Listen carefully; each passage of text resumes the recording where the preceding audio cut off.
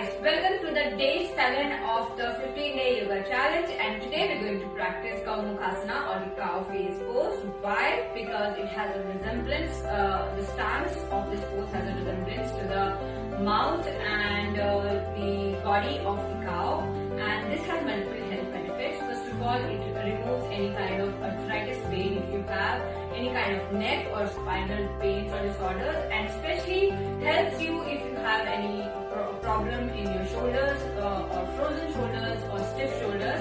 So this is an excellent posture to practice. Also increases the range of motion of your hips, excellent flexion for your knees, and opens up your entire shoulders, and the work is happening right from your head to the toe. Let's get started.